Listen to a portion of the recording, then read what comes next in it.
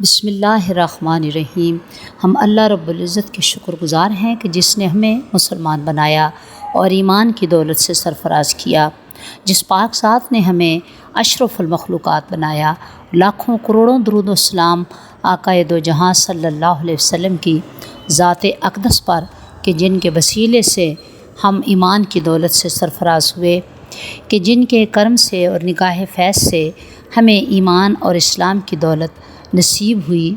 हम अल्लाह रब्बुल इज़्ज़त के सदहा मरतबा शुक्रगुज़ार हैं कि उसने हमें अपने प्यारे हबीब के उम्मती बनाया। प्यारे दोस्तों, ज़िंदगी में बहुत सी चीज़ें ऐसी हमें मिलती हैं जो हमारे लिए तो फ़ायदेमंद होती हैं, लेकिन उनकी हम परवाह नहीं करते और उनको जाने देते हैं।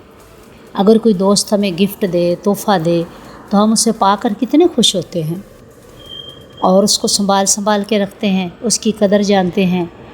तो प्यारे दोस्तों, अल्लाह रब्बुल इज़्ज़त ने हमें बहुत सारे तोहफ़े अपने हबीब सल्लल्लाहु अलैहि वसल्लम के वसीले से हमें अता फ़रमाए हैं। क्या हमें वो तोहफ़े संभाल कर नहीं रखने चाहिए? ज़रूर रखने चाहिए। तो आज की इस वीडियो में हम आपको बताएंगे कि वो कौन से तोहफ़े हैं जो ना सिर्फ़ मेरे आपके बल्कि हमारी नस्लों के भी काम आएंगे, और इंशाअल्लाह उन तोहफ़े के हासिल करने के बाद हमें किसी किस्म की और कोई हाजत और ज़रूरत नहीं रहेगी। लेकिन शर्त यह है कि आप इस वीडियो के साथ आखिर तक जुड़े रहिए और पूरी वीडियो वॉच कीजिएगा, ताकि ऐसा ना हो कि सब लोग तो वो तोहफ़े हासिल कर लें और आपको ना मिल सकें। तो आइए हम बात करते हैं उन तोहफ़े की जो हमें अल्लाह के प्यारे हबीब सल्लल्लाहु अलैहि वसल्लम ने अता फ़रमाए। पहला तोहफ़ा जो पारा नंबर 22 और 23 में ज़िक्र है, और वो है सूरह यासीन का। सूरह यासीन आका अलैहिस्सलातु वस्सलाम का नामे नामी है। अल्लाह रब्बुल इज़्ज़त ने प्यारे हबीब को सिफ़ाती नामों से कुरान हकीम में मुखातिब किया और इनके अंदर हमारे लिए ख़जाने और तोहफ़े छुपा कर रख दिए। तो आका अलैहिस्सलातु वस्सलाम ने फ़रमाया कि जिस शख्स ने नमाज फ़जर के बाद एक मरतबा सूरह यासीन पढ़ ली, अल्लाह ताला दिन भर की हाजात के लिए उसे काफ़ी हो जाएंगे। यानी सारे दिन की जो उसकी ज़रूरियात होंगी, हाजतें होंगी, मुरादें होंगी, वो सारी की सारी अल्लाह रब्बुल इज़्ज़त अपने करम से पूरी फरमा देंगे। तो कितना प्यारा तोहफ़ा है। अब यकीनन ये सोचते होंगे कि दूसरा तोहफ़ा कौन सा हो सकता है।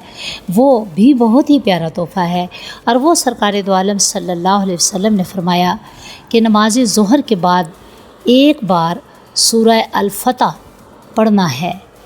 ये इतनी मुबारक सूरत है कि जो शख्स पढ़ेगा, जब तक वो हज व उम्रा की सआदत हासिल ना कर ले, उसे मौत नहीं आएगी। ये पारा नंबर 26 में दर्ज है। अल्लाह रब्बुल इज़्ज़त हमें इस तोहफ़े को भी हासिल करने की सआदत अता फ़रमाए। तो आइए दोस्तों, ज़िक्र करते हैं अब तीसरे तोहफ़े का। वो तीसरा तोहफ़ा कौन सा है जो हमें अल्लाह के हबीब सल्लल्लाहु अलैहि वसल्लम ने अता किया।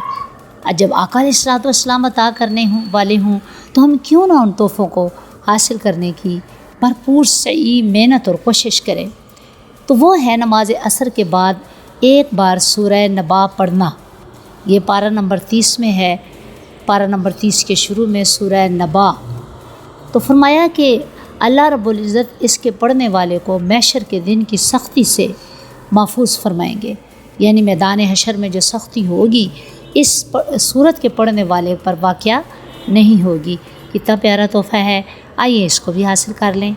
तो आइए चौथा तोहफ़ा जो आज आपको मैं देना चाह रही हूँ, वो है नमाज मगरिब के बाद एक बार सूरह वाक़या पढ़ना। सूरह वाक़या पारा नंबर 27 में है।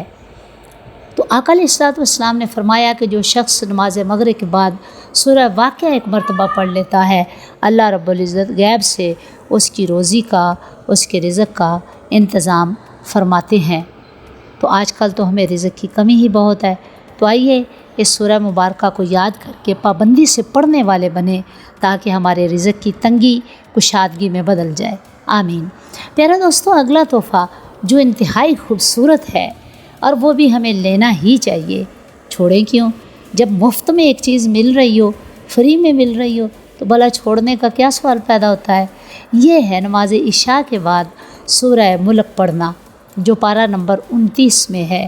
آقا علیہ الصلوۃ والسلام فرماتے ہیں کہ نماز عشاء کے بعد سورہ ملک ایک مرتبہ پڑھنے والا وہ خوش نصیب ہے کہ اس کو عذاب قبر سے محفوظ کر دیا جاتا ہے، اور قیامت کے دن اسے میری شفاعت نصیب ہوگی اور اس شفاعت کے سائے میں وہ جنت میں داخل ہو جائے گا۔